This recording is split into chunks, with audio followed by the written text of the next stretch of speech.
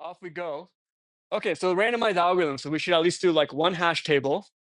So we'll do a couple hash tables in this class, including a pretty cool one called linear probing. So okay, so far we've done we did our intro, doing some linear expectation stuff, quick 3 sat, quick sort, quick select. You're doing for homework. And last time we did heavy hitters, which hopefully was new for many of you and sort of fun. And that was actually the first time we used hash functions. In particular, we used just pairwise independent hash functions, just the odds of two things colliding being as if random. And that was good enough to actually be able to estimate, for example, the frequency of every single element, much bigger than could fit in your computer. Okay, so today, right, we'll be doing hash tables, with chaining, and linear probing. And actually, there's a bonus if we have time. I wanted to do a little bit of randomized text searching. Uh, if we have time to discuss, because it's like a very cute application of randomization and hashing. If we don't, that's okay. It's an exercise. Might be in the homework instead.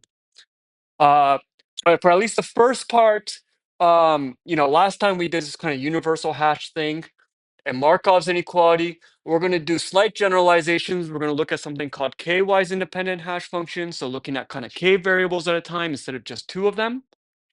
And higher order moments, so to speak, like generalizations of Markov's inequality. Okay, so all right, here's my intro to like hash tables. So how many of you seen this web page before? Actually, it might be outdated, but okay, at least one person. So this is, I guess, the Python web page at some point in history.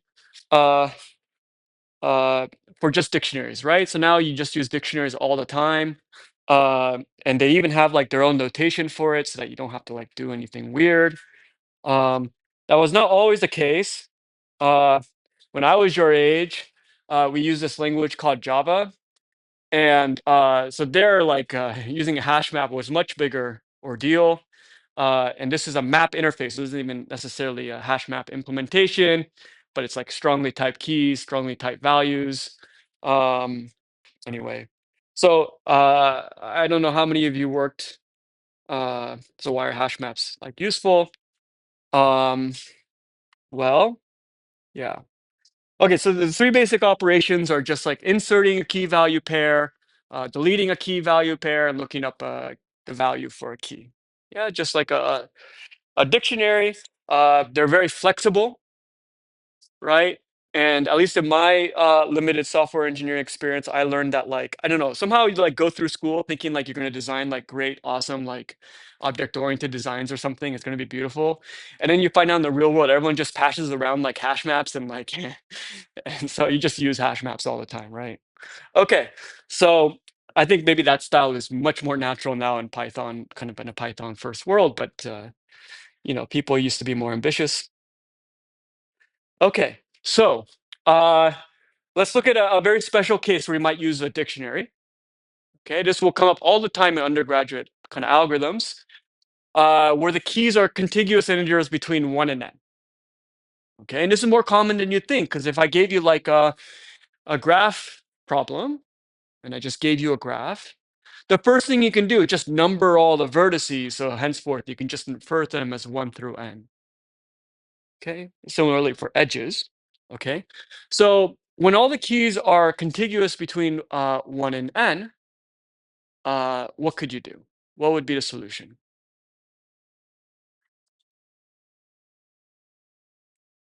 Yeah, just use an array.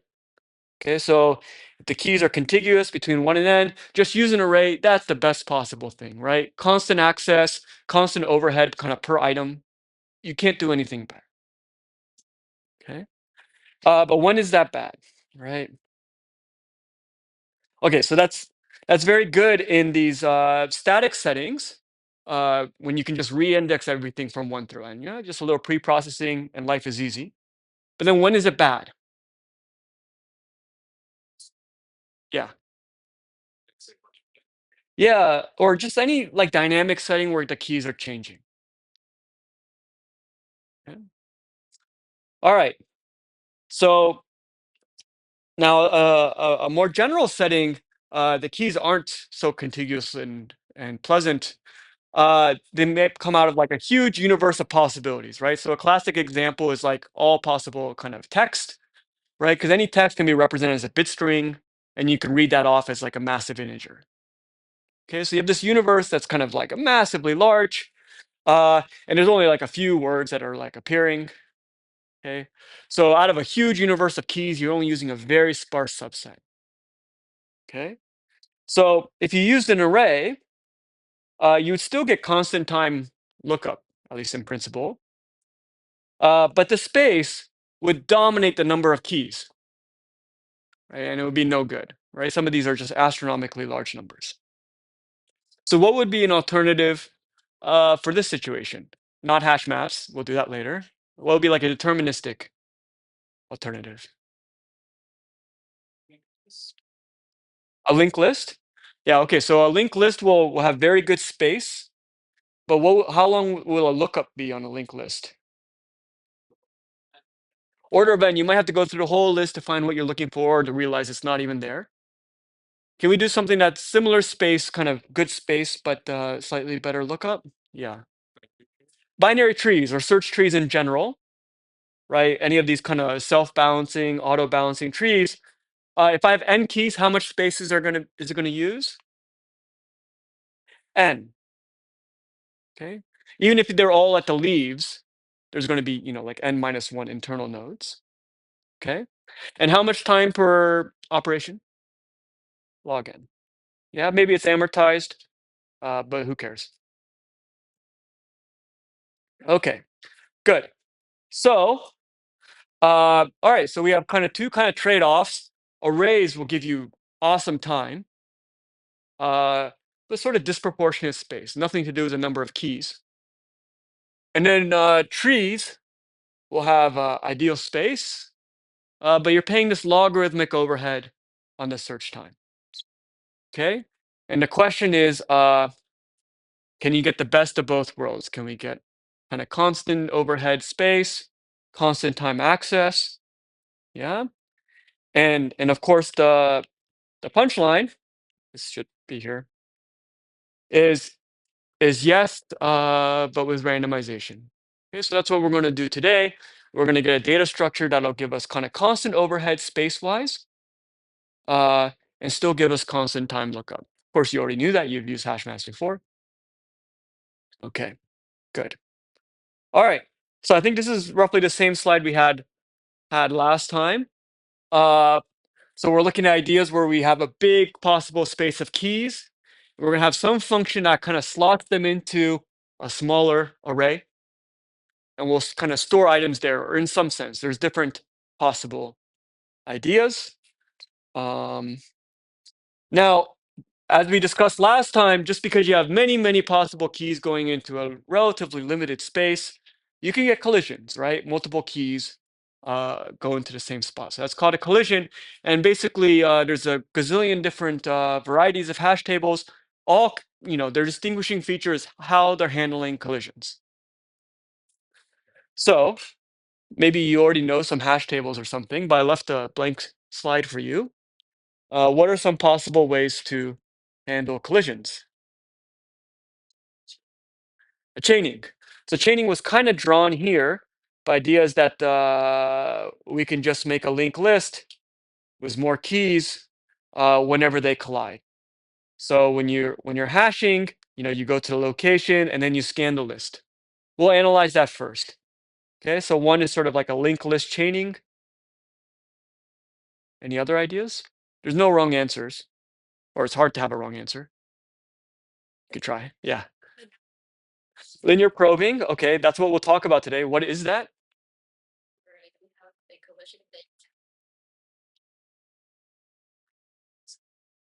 Yeah, so what's going to happen, I guess I'll use a different color, is a key will go here, and then we'll do this kind of more slowly in a moment or a few minutes, but you're going to scan until you find, let's say these two slots are occupied, until you find an open slot in your array, and you put in the first open slot. Okay, so that's linear probing. Any others? Yeah. Sorry? Oh, what's quadratic probing?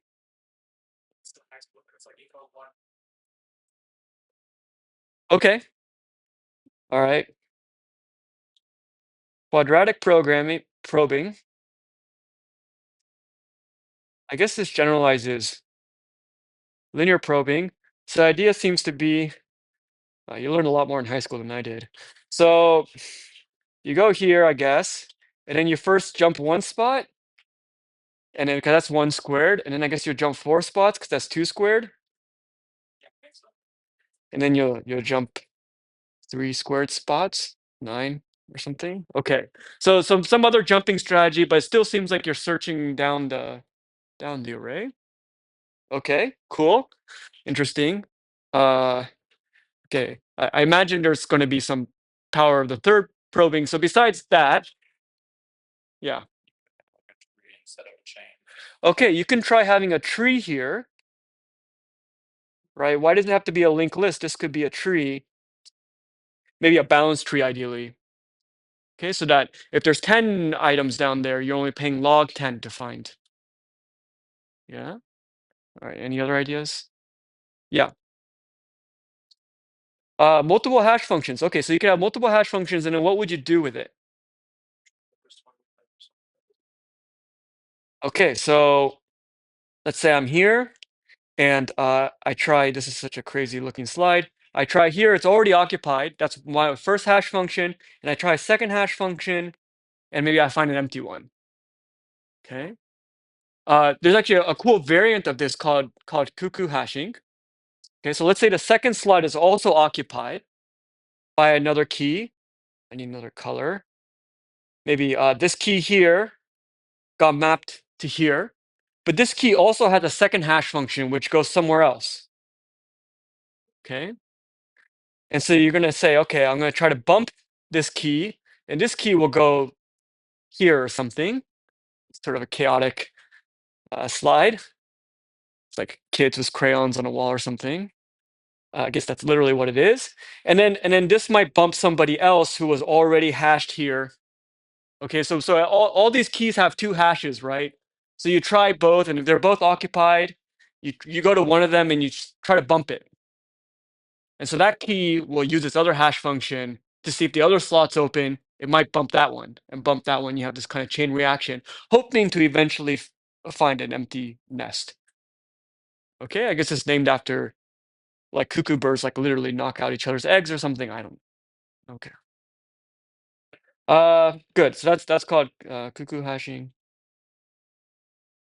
Any others? Yeah. Oh, okay. You can also chain with another hash table. Okay, so down here instead of a list, you have another hash table, which if a hash table is good at level one, maybe it's a good idea for level two. Okay. In fact, I think you'll probably have on your homework something called perfect hashing, which is really for a static setting, but it's based on this idea of two tables. Okay. Any others for fun? Or move on? Okay. Okay, yeah. So another kind of natural way to handle collision is just try to make the M so big, maybe much bigger than the number of keys, that you won't get any collisions with some reasonable probability. Yeah, and it's a homework or exercise to think of how big it needs to be. Say if you're using universal hash functions to guarantee that there's no conflicting pairs. Okay, I think that's covers everything I had ahead of time. Okay, but there's many more. You can look it up, and it's a fun field. There's also like slightly different considerations if you want like a distributed database and things like this. Like there's something called consistent hashing, which is very nice. But slightly different but similar ideas. Okay, so we're going to start with something using universal hash functions. So just to remind you, this is only a guarantee for pairs of elements, saying that the odds of them colliding are as if it were uniformly random, but only for one pair at a time. Okay. This can be implemented just as a ax plus b kind of thing. Okay. So we're gonna just as a warm up, analyze this chaining approach first. Okay. So in chaining, you just do this kind of ax plus b mod p first. That gives you kind of like an intermediate hash function. And then you're going to do mod m, where m is the size of the array you actually have at the bottom. Okay, so pretty straightforward. And then you're just going to have a linked list. Okay. So if I take a particular element x and I'm searching for it, or I insert it or whatever, um, what should I really be thinking about if I want to analyze the running time of doing some operation on this architecture?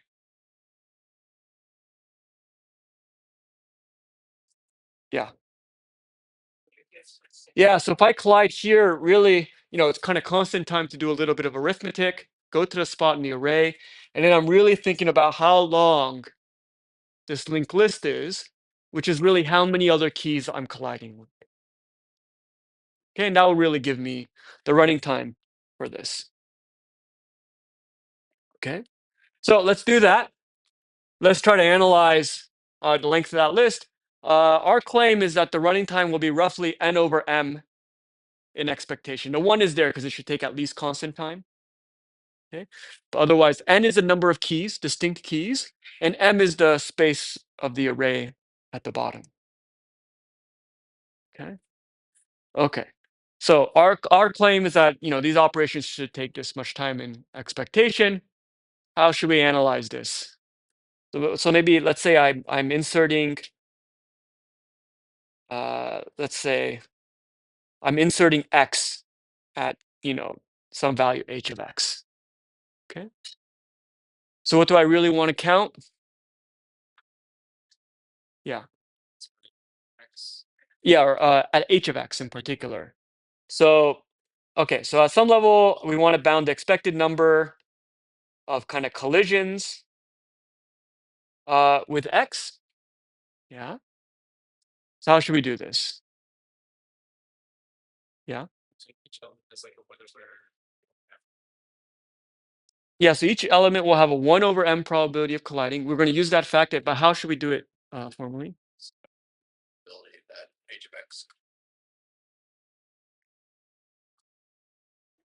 Yes. Uh, but I think there's one keyword we probably want. Yeah, linear of expectation. So, we can do our usual 1, 0 kind of thing. So I don't know why I did j instead of I. I can make xi, which is 1, if h of, the ith key, maybe I'll write like ki is equal to h of x, 0 otherwise. This is sort of like a subset of something we've already done. Okay. And now, so this thing will be the expected sum of xi's. Okay. And this will be our sum of expected value of xi. Okay. And this is where you get your sum of I 1 over m. Now, I want to just make this distinction clear. I know, 'cause I think everyone automatically went from here to here, 1 over m for each. Okay. And the reason I just want to do it slowly is to keep in mind we are using a pairwise independent hash function.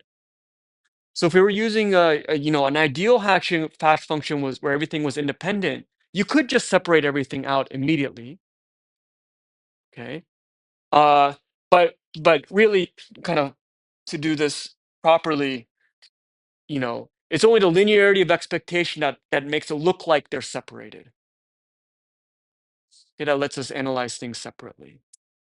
Okay, so that's why I'm harping on that. That's where you get your n over m. The 1 plus is just computing h of x. Okay, nothing simple. This is very much similar to what we did last week with heavy hitter stuff. Okay. But is that part okay? Okay, good. All right, so now we're going to ratchet things up a little bit because linear probing is going to be a bit more sophisticated in the analysis. Okay. Although the algorithm itself is not super complicated, so as we already discussed, but I'll go through it a little bit more slowly. So you have some array, and you're just going to put items in the array. So we're not going to have linked lists and external data structures. Okay. So something like X, it's going to get hashed into here when you try to insert it, and then you're going to find it's occupied. So you can just start scanning. Oh, okay, that's occupied. That's occupied. That's occupied. That's occupied. That's empty, and I can put that there. Okay. So you're just going to insert it into the next empty slot. Okay. All right. How about deletion? What should we do for deletion? Yeah. Okay, we're going to scan it until we find the element, and then we can kind of like delete it. Okay. All right. Are we happy with that? Not quite done yet, but why? Yeah.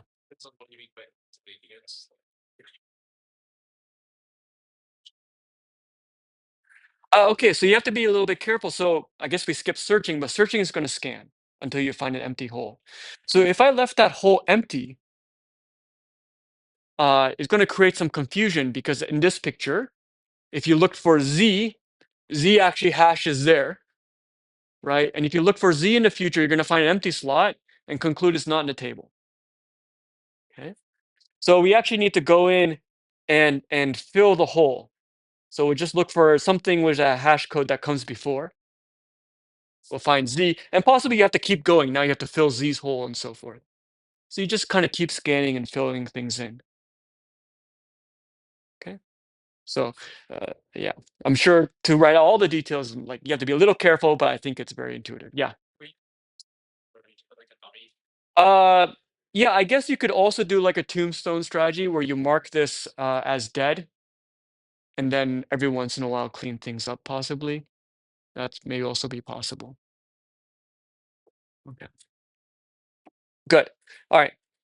So that's fine. All right. So the real question is like, you're inserting and you kind of look for an empty slot, you're searching and you're going to keep searching until you find an empty slot. You go on these like runs, right? And so the probabilistic question is how long are these runs? That'll dominate our performance. Oh, I should mention, or maybe I'll wait for a moment. Yeah, I'll wait for a moment. Okay. So I think because items don't end up where they're supposed to be hashed, I want to be careful about two words. I'll say x like hashes into location 10 if h of x is equal to 10. That doesn't mean x ends up at 10, but it's tries to go to 10. And then I'll say x occupies 15 if it actually sits in location 15. Okay, so in particular, where it occupies is not where it got hashed. Where it got hashed, not where it occupies. Okay. Um, and then the other notation I'm going to do that's a little bit convenient is I'll do this kind of interval notation like 5 comma 10 means all the slots starting at 5 ending at 10. Okay. But our algorithm does wrap around. So if you scan and you get to the end of a list of the array, you just go back to the beginning as if it was a circle. And I'll do that also for intervals. So if I write like 10 comma 5 instead of 5 comma 10, that means you start at 10, go all the way around, come back to 5. Okay, so it's really a circle. It just we numbered it 1 to n. Okay, good. And really, it's sort of a complex algorithm in the sense that like, it's sort of like quicksort, like some items come first in different orders and it gets a little bit confusing. It's not clear how to start analyzing it. But the one invariant we're really going to work with in terms of this notation is that you always know that depending on where x is hashed to and where it ends up, where it occupies, all of these are always filled. That much you know. Kind of abstracting out a lot of the possibilities, you're always guaranteed at least this. Good. Okay. All right. So towards a slightly more formal analysis, we're going to end up focusing on a slightly different object called runs. but now I'm going to define a little differently than I did before. It's going to be any maximal interval of occupied slots. Okay. And in particular, we're going to like look at like where h of x is, and look at the run that contains it. Now, in this definition, this can actually include the elements that come before where x hashes. Okay. Um, but certainly, like if x is getting hashed into here, and this is the run containing it, it's going to only do 4 slots, but it's always bounded above by the size of the run containing where it gets hashed. Okay, so it's doing a little extra counting for things that come before, but there's still an upper bound. Okay, it turns out it's a little easier to analyze if we kind of do this maximal definition, including going backwards. Okay, good. All right, so the main question is how long is the run? We're going to try to bound this. In particular, we're going to try to show it's a constant or something. Okay, and that will basically bound our running time. So just like with chaining, it was how long is a linked list. For us, it's kind of how long is the run containing the hash. Okay. So this data structure actually has a lot of history to it. Okay, uh, so this is right. This already says enough. Um, but this is something I first guessed from Knuth from like 1962, 1963. And he's always talking about how, this was used in 1954. That's like within 10 years of the end of World War II or something. In an assembly program for the IBM 701, whatever that is, it was described in 1957. So this is a very old data structure. And if you think about it, it's very simple to implement, especially on old hardware, right? Because you don't have like garbage collection back then, right? You don't want to do malloc and do pointer chasing in the 1950s. You just want to scan an array and whatever vacuum tubes or nonsense they have to use, right? So this is actually a very hardware friendly thing because you're just scanning an array for the key you're looking for. Okay, and so for this reason, this has always been like a kind of choice implementation of hash tables, since the beginning of time, as far as we're concerned in this room. Okay, is because you're just scanning an array, so you don't have to do pointer chasing, you don't have any cache misses. Okay, it's very hardware friendly. So this thing was always working really well, long before analysis of algorithms was really invented, right? Because at some level, Canoe sometimes gets credit for kind of making that into a thing, introducing big O notation, things like this. And he says this is the first algorithm he really rigorously analyzed. He has some stuff before like bipartite matching, but anyway. Okay. And I guess at the time it was considered a pretty tricky problem. And I went through this article. It's kind of funny. The style of this analysis is very different than what we're going to do. It's very, I don't know if anyone here does like a lot of combinatorics. But it's very exacting. He's solving recurrences. He gets things down exactly. His training was from a more combinatorial background because there was no computer science. I mean, he sort of created the field that we're studying.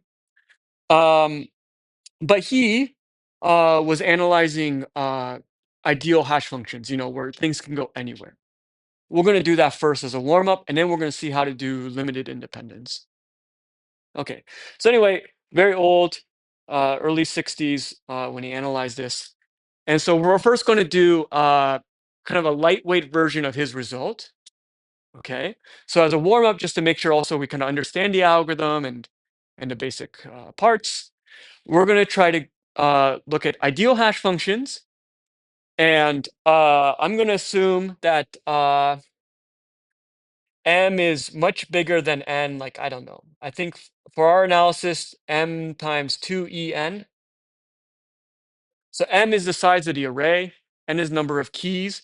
As long as there's some constant factor bigger than the number of keys, our analysis will go through very easily. So I'm just choosing a nice big constant or moderate constant to keep our lives easy. Okay. So ideal hash function. So keys can go anywhere. We don't have to worry about limited independence. I'm trying to insert or search or whatever some item X. Okay. And what I'm really interested in is what is the length of the run that contains h of x? Okay, so I want to analyze, uh, oh, rats. I want to show that the expected like size of the run, size of R, is a constant. Make sense? Okay, good. So, um, where can we start? I guess we can just expand out the definition. Rats. We can expand out the definition of expected size of the run. Okay. So just the definition will say, well, let's enumerate all the lengths and see the probability it's equal to that length. So something like this. Okay. So what are the odds that the run is exactly 5, exactly 6, exactly 7, exactly 8? Okay. So the next step would seem to be, let's fix a length L and try to figure out what is the probability that's exactly equal to L. And then if we figure that out, we can, plug that back into here and see how far we can get. Okay, good. Okay, so yeah, here's maybe a better picture. I want to analyze for some particular L, 10. What's the probability that the length of the run is exactly L? Okay, so there I have some run that contains h of x. Again, h of x can be in the middle of the run. Okay, so first of all, there could be multiple ways that the run contains h of x, right? There's different fixed h of x, so that's kind of fixed, right? How many different kind of possible intervals of length L contain h of x?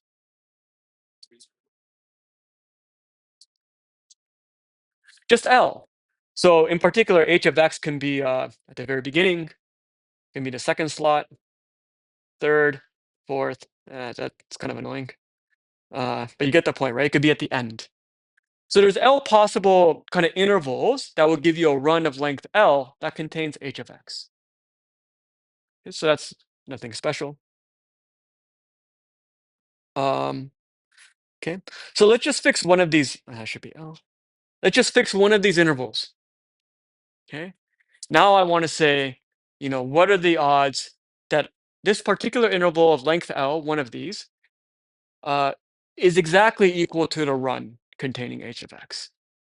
And if I figured that out, I can multiply it by L because there's only L of them. Okay. So now let's come up with some nice, clean conditions. So maybe this is going a little quick, so I should maybe take a moment to soak it in. We're gradually deconstructing what's kind of a chaotic, complex algorithm. Yeah, so it might look easy in hindsight, but it's not so easy going forward. But at this point, we've kind of gotten it down to, let's fix a particular interval I. And keeping in mind that the algorithm's kind of complicated, things get inserted, things get deleted, all this stuff going on, right? But can we come up with only if conditions, right? So necessary conditions that we can still kind of bound the probability of for the run being equal to I. So if the run turns out to be exactly equal to like that interval I, kind of what do we know about how other items kind of got hashed in? Not much we can say, but maybe some that we can say and start to get a handle on it. It's not an easy question. Yeah. Okay, so I definitely know that this slot was not hashed into. The one just before the run definitely had no one else in it, right? Because it was blank. Good. That's one necessary condition. Yeah.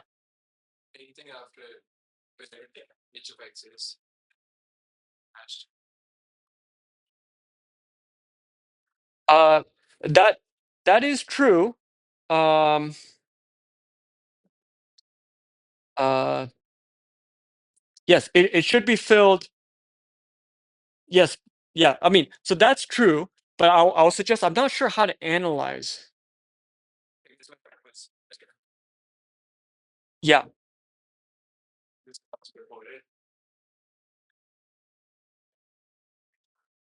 Yes, that's true.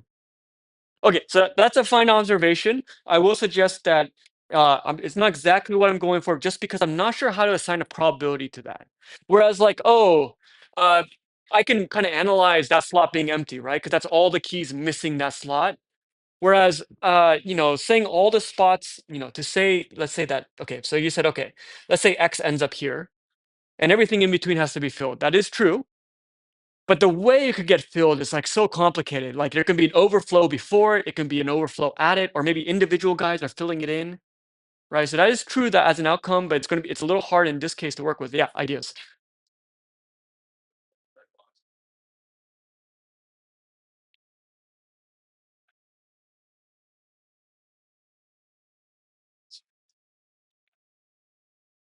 Okay. So at least one guy has to get hashed here or here. Okay, so like each one, there has to be at least one that goes into the first one, at least two that goes into the first two, at least three that goes into the first three. That would be true. That's a little complicated, but that's definitely precise. Yeah, other ideas?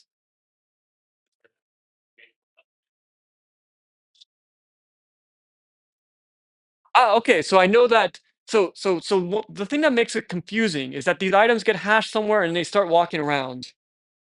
And that makes it a little chaotic. But you do know that in this interval of length, 1, 2, 3, 4, 5, 6, 7, you know that exactly 7 got hashed in. You don't exactly know the composition. You could try to map it out as in the previous suggestion, but you know exactly 7 got hashed in. You know there's at most 7 because it fits into 7 slots.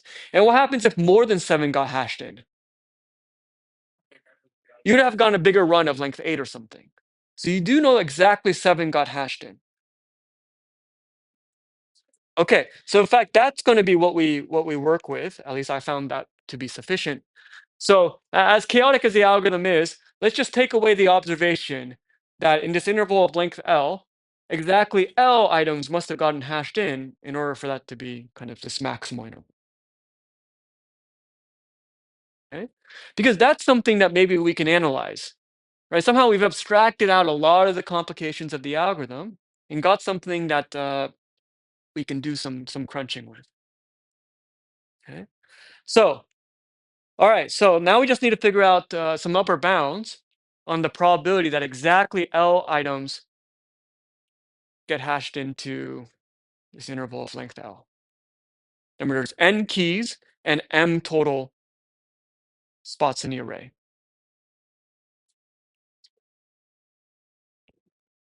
So how should we get this started? You have to put on your combinatorics hats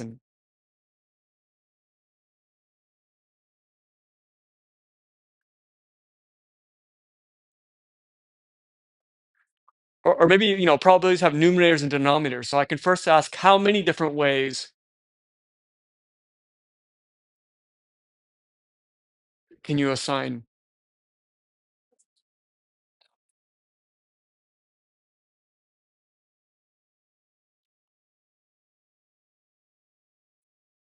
Okay, so for one of these guys, okay, so for a particular item, what are the odds it falls into the interval? L over M. Okay, so I'm just going to put that here because that's going to be somehow relevant. Okay. Yeah, L over M. Yeah, yeah, in the back.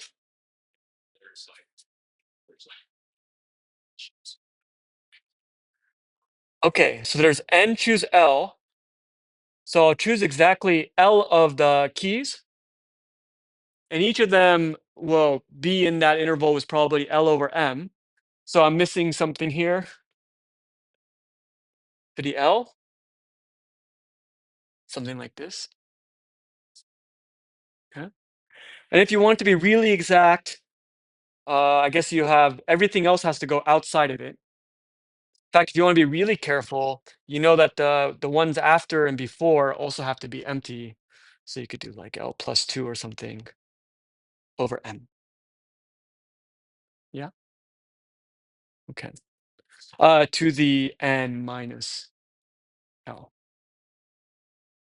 Okay. All right. So I think that's actually exact. I don't think we're missing anything. Things are easy because it's an ideal hash. I mean, I'm not saying it's easy, but things are more straightforward because it's an ideal hash function. So everything can be anywhere with equal probability. Yeah.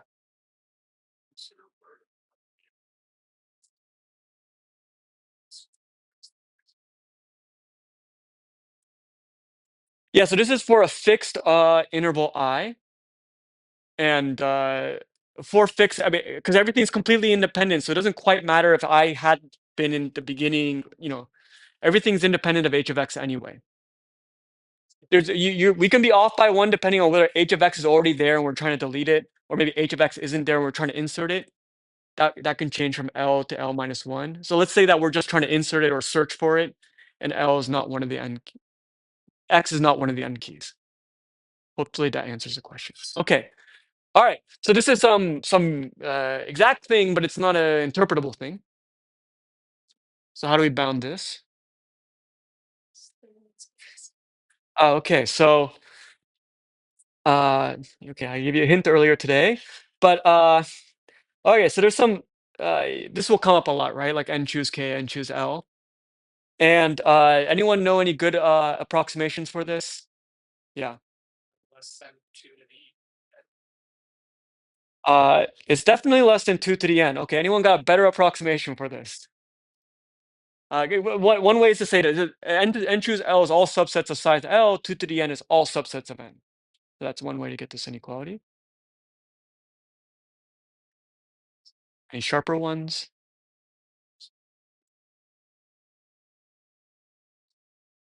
Okay, so here's the one that you guys probably seen before.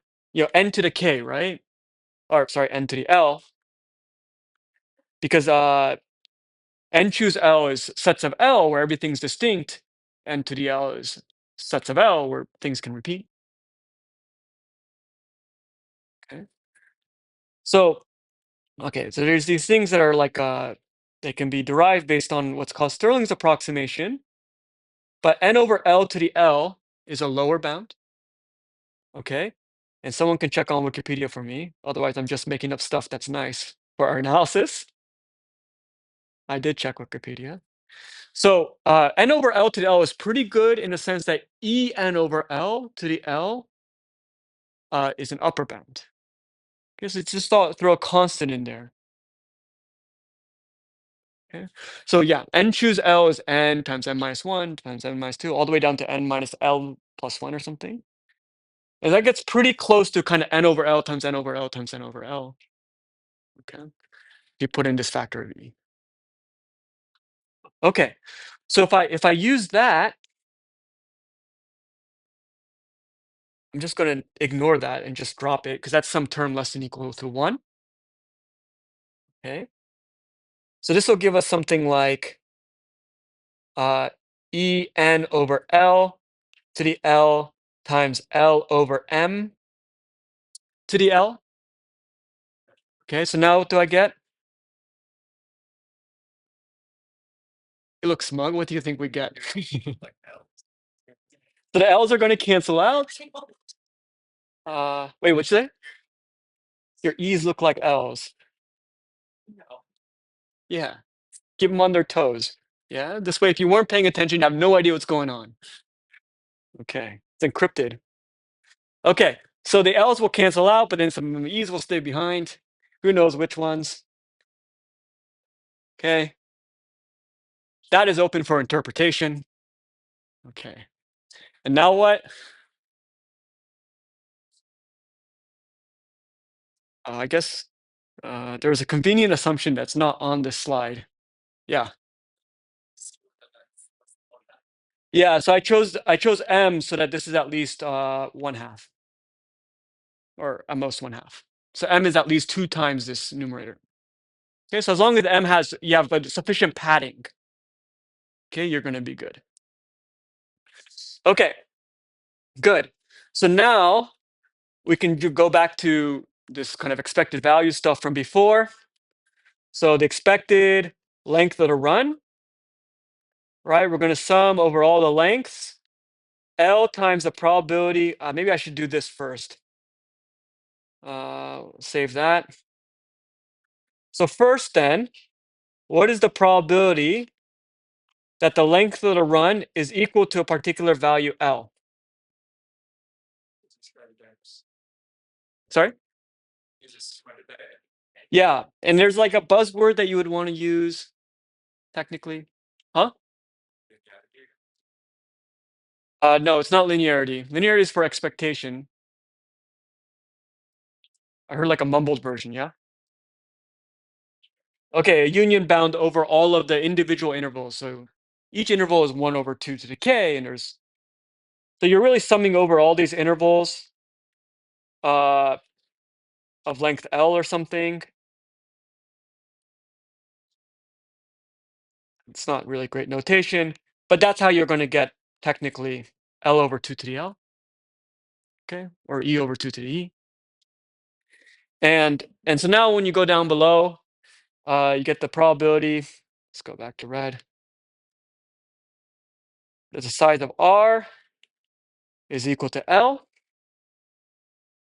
and then you get a sum over E of L over 2 to the E, no, L squared. Or maybe it's L times E. Okay, so L squared over 2 to the L. And then what is this? What's the sum of L squared over 2 to the L?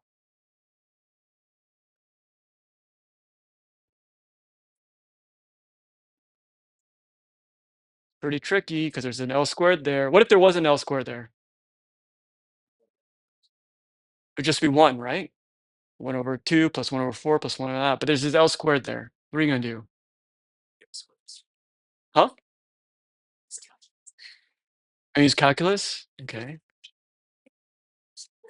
feel like this would be like one of those multiple choices I would give at the beginning of a algorithms exam.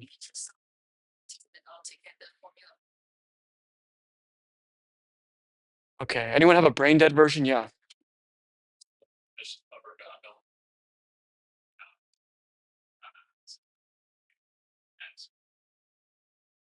Oh, so you get big O of n squared. So that tells you the expected length of the run is number of keys squared, which is amazing. Uh, okay. How do we deal with this? Yeah. Oh, okay, so this is like sum over L of 1. Okay, so then we'll end up with O of n or O of m. Again, not the most ambitious. There's an easier way. Yeah.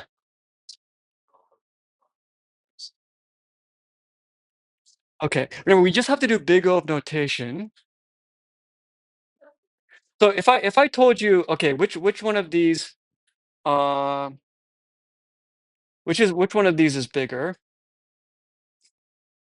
So you're looking at really big L, L squared over 2 to the L, or 1 over 1.9999999, you get it, to the L.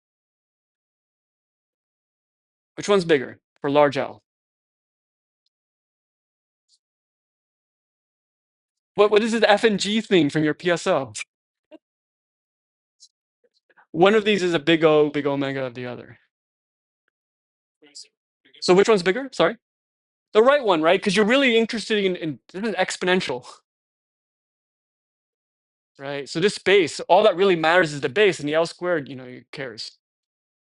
Okay. So if I told you then that this thing was less than equal to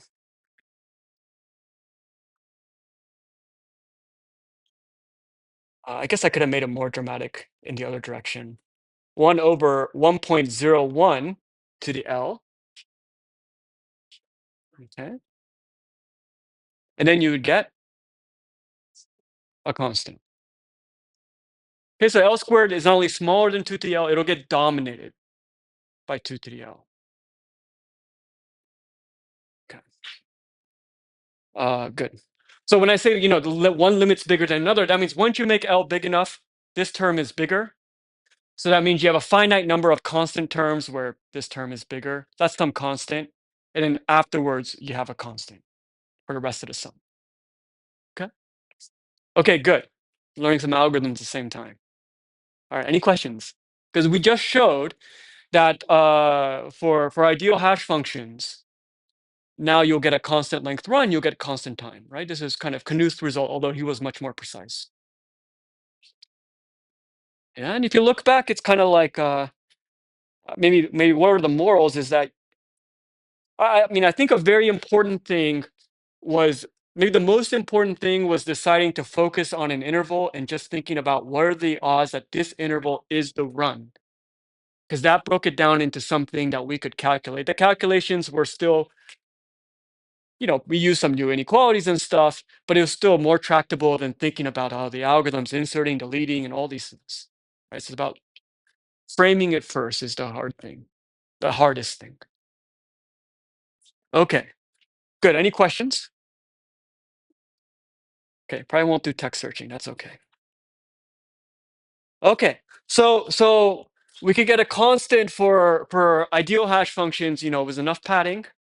Knuth was actually able to get the padding down very small, very exactly. And now the question is, what about limited randomness? Okay, and for us, pairwise independent hash functions, same slide. Okay, won't work. We're going to be looking at something called k-wise independent hash functions. We'll only be looking at 5-wise, really. Okay, so this slide looks chaotic, but really it's saying, for any particular k values and k keys, okay, uh, for any k keys, they're going to be distributed over the m slots as if they were uniformly random. But you can only look at sets of k at a time.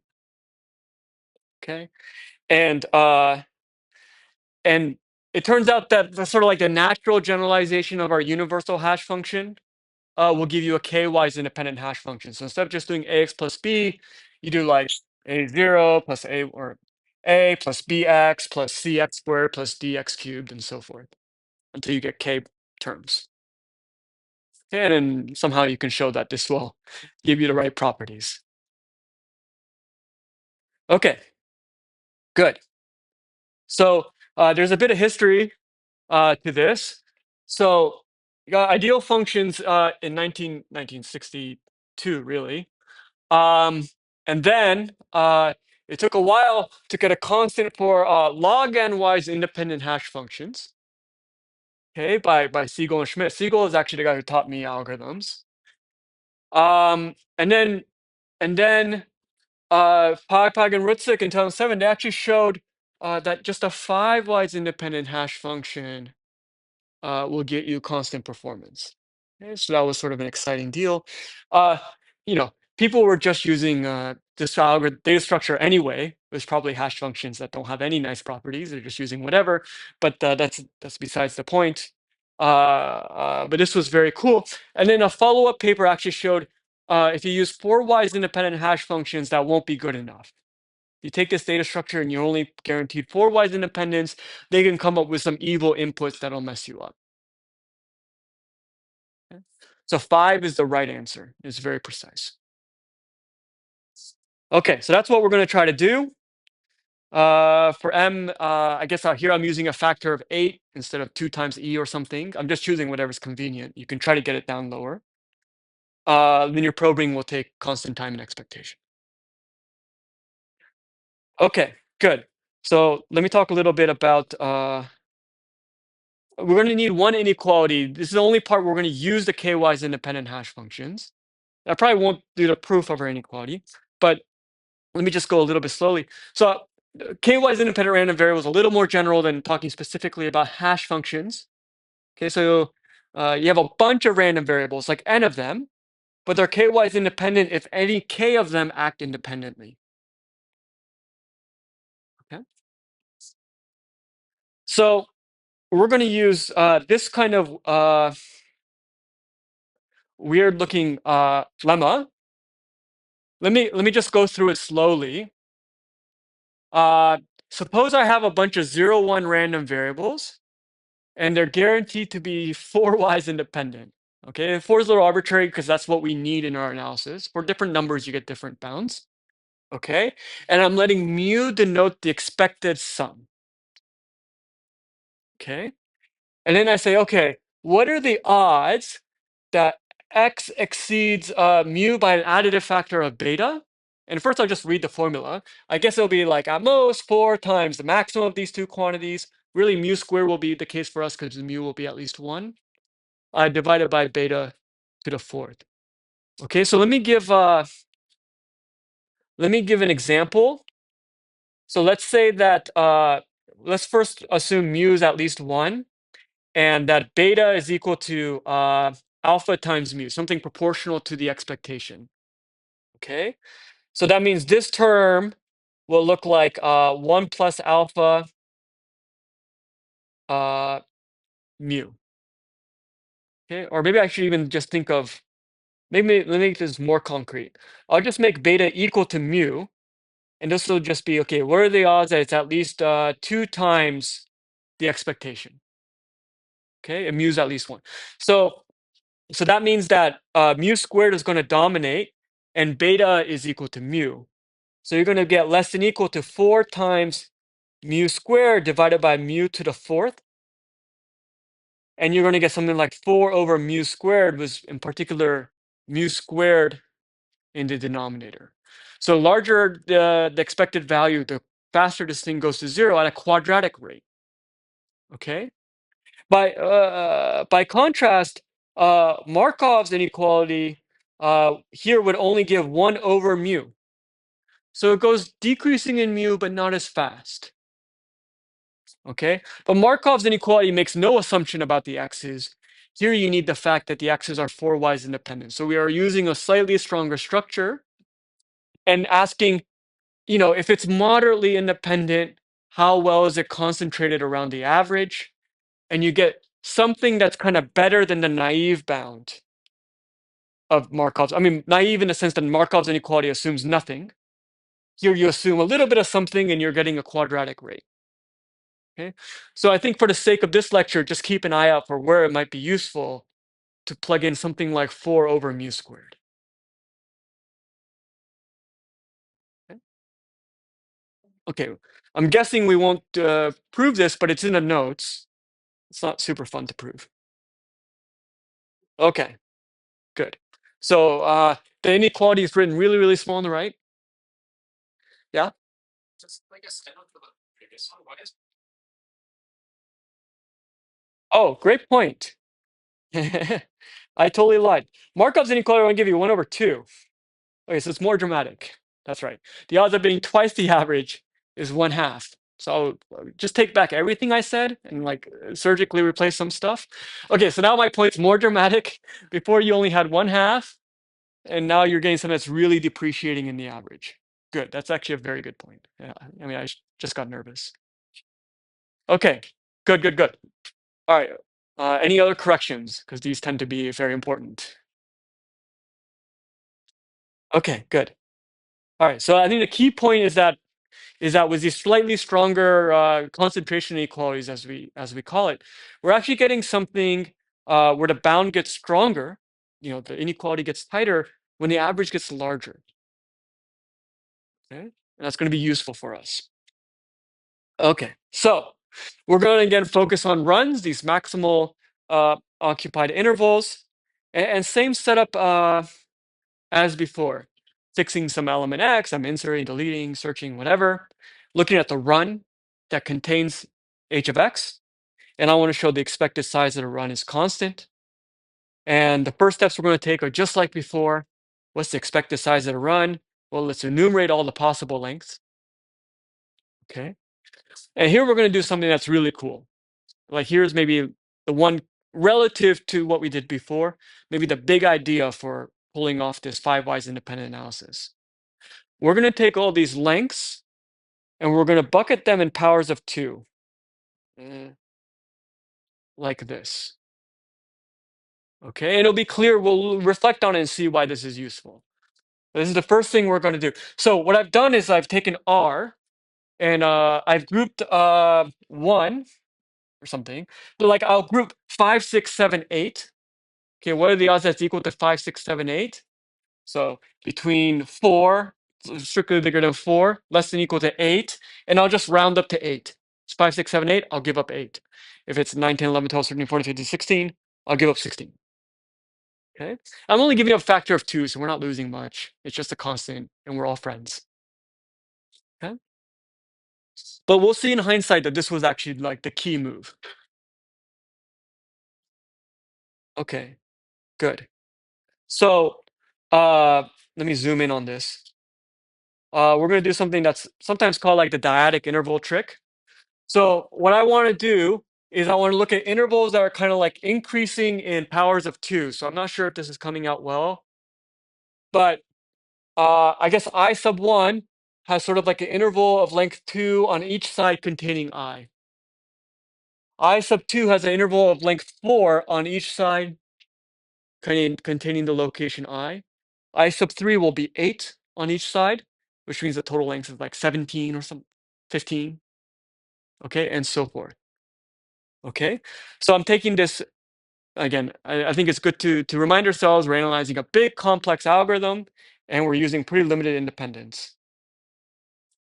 Okay, but we're going to do this diagonal interval trick where I'm going to somehow decompose into these particular intervals and focus on these. Okay, a really nice thing is like for this particular I, how many of these dyadic intervals are there?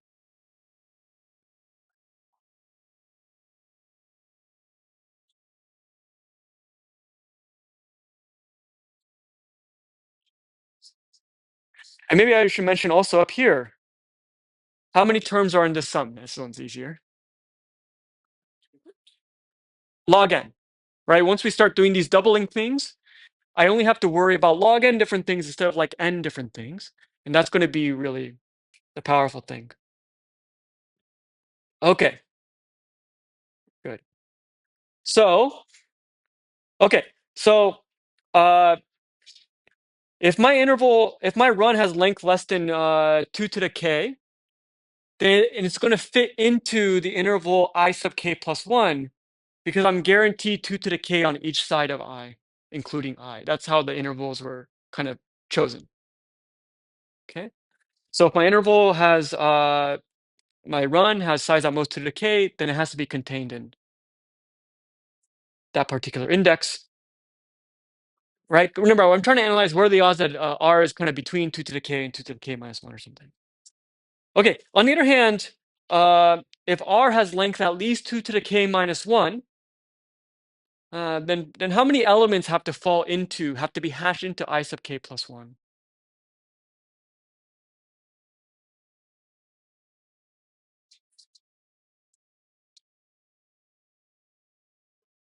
Okay, we need to have at least 2 to the k minus 1 items other than x hashed into that interval. Okay, because it's already contained in the interval. Everything has to be hashed. Yeah.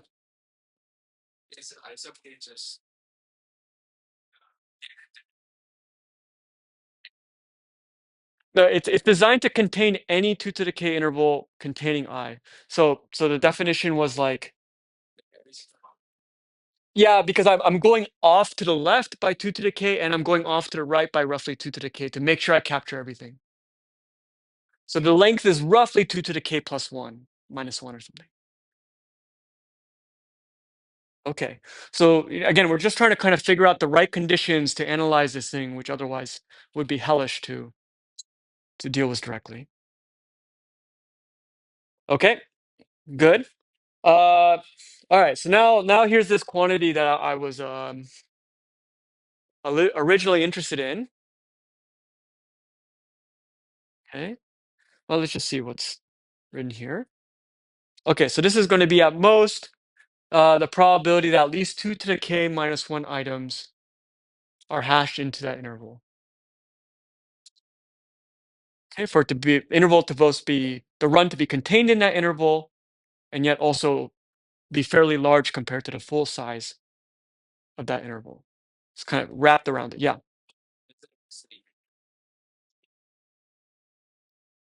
Why is it less than equal to?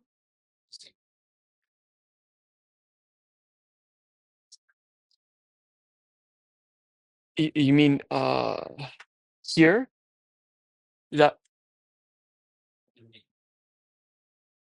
here? Oh, well, sorry. Where's the less than equal?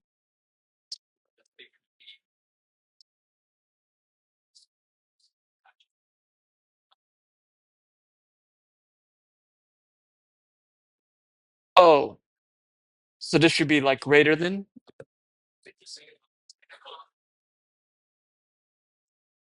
There's purple on this slide.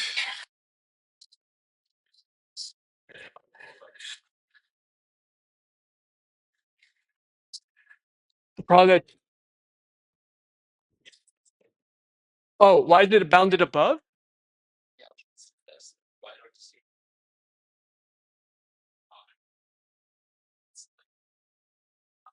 Uh, well, first of all, I only want the less than equal to. Uh, okay.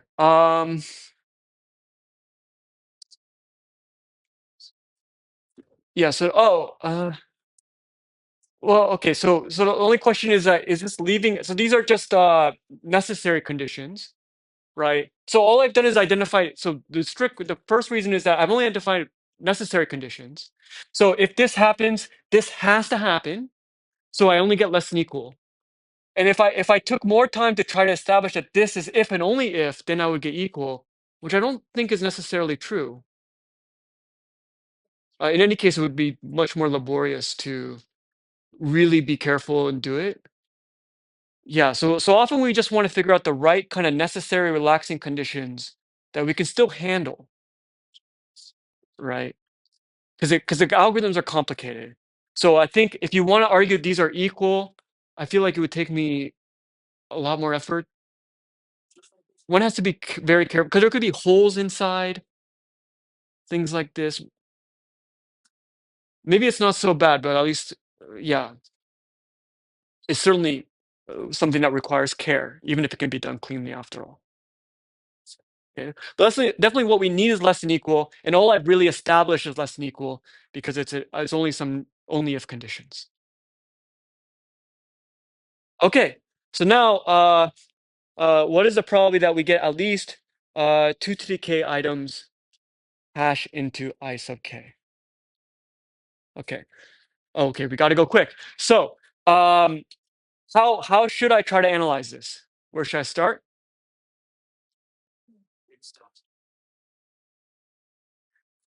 Yeah, so what's the probability that one item will hash into this interval?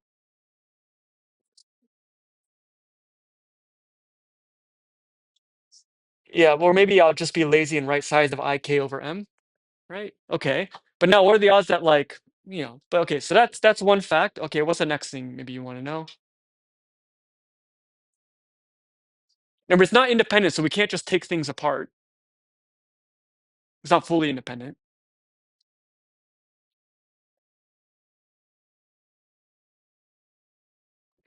Okay, natural thing is to do some expected value stuff. Let's figure out the expected number of things that go in. Uh, what did I do? Okay, so first let's just do this. The expected number of things that'll hash in, right? Now you can do linear of expectation.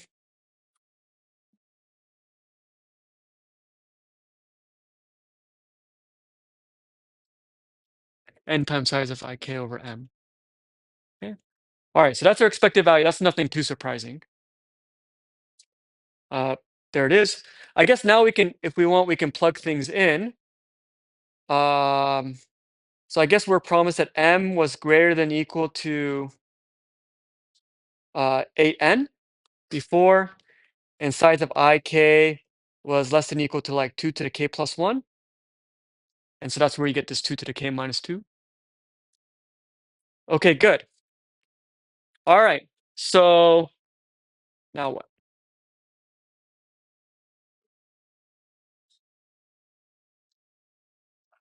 Oh, the one that's highlighted. Okay, that's convenient. So let me plug in something like this. Okay. So what does this come out to? Is it written? It's not written. Bummer. Okay. Uh, so this is beta is 2 to the k minus 2, right? Because expected value is 2 to the k minus 2 plus one of those will give you 2 to the k minus 1. And mu is at least, okay, so let me plug this in. So this is less than equal to 4 times. So this is equal to mu, and this is equal to beta.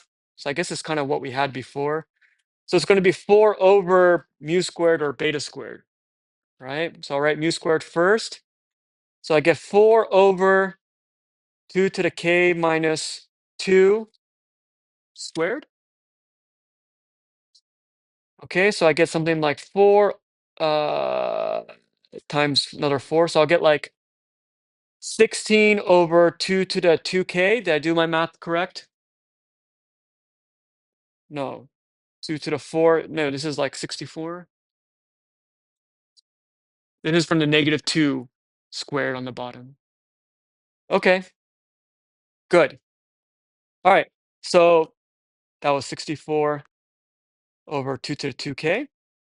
So now going back to where we left off from before. Okay. Let's plug this in. K equals 1 to log n 2 to the k times 64 over 2 to the 2k. Yeah. Okay. So what do I get here?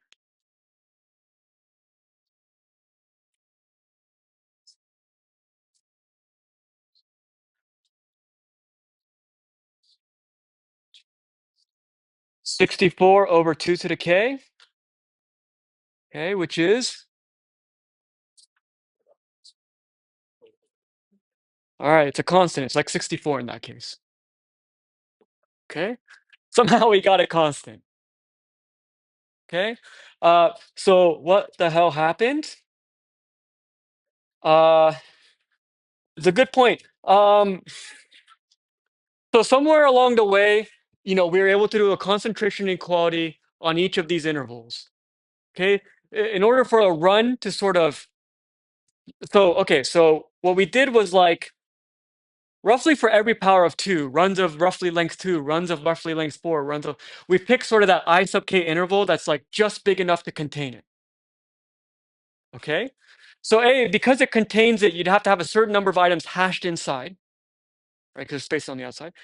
And not only that, but because it barely contains it, that interval needs to be mostly filled up. Okay. But since the whole thing is like 10 times as big as the number of keys, you're only expecting each interval to be like 1/10 occupied or something, 1/8 occupied. Okay.